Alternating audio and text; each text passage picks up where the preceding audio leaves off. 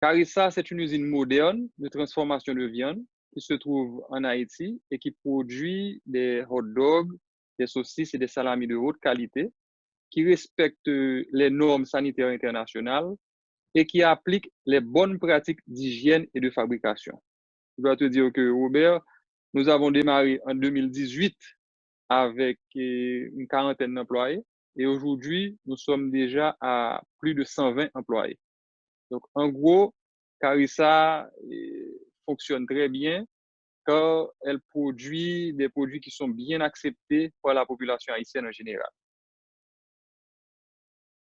Déjà 140 emplois créés, mais ce qui frappe concernant l'histoire de Carissa, c'est que vous êtes parti d'une structure familiale et vous avez ouvert votre capital pour investir dans la production en Haïti. Et explique-nous, Jean-Marc, comment est-ce que votre groupe familial a fait ce choix-là, a fait ce pari de passer d'une structure fermée à une structure ouverte avec des partenaires, des investisseurs institutionnels qui rentrent dans votre capital et participent avec vous à cette création de production et de richesse?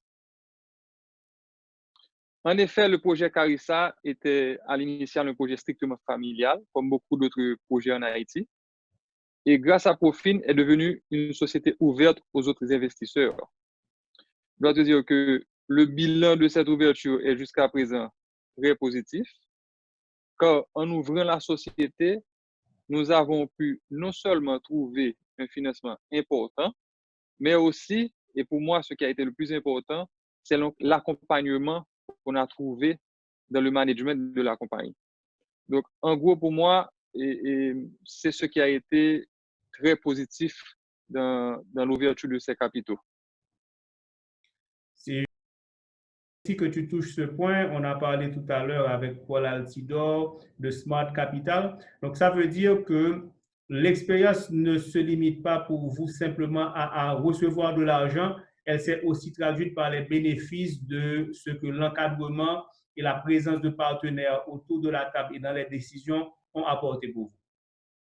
Tout tout à fait. Parce qu'au fait, et comme on dit souvent, bien que ce ne soit pas facile en Haïti, mais trouver l'argent, c'est pas facile, c'est vrai, mais on peut trouver l'argent pour faire un projet. Mais l'argent n'est pas ce qui compte seulement. Il faut avoir un support, je dirais, dans le management. C'est très, très important pour qu'une compagnie puisse survivre en Haïti. Si tu n'as pas de bons partenaires pour t'aider à prendre les bonnes décisions, à ce moment même, si tu as tout l'argent au monde, il y a beaucoup de risques que tu perdes cet argent.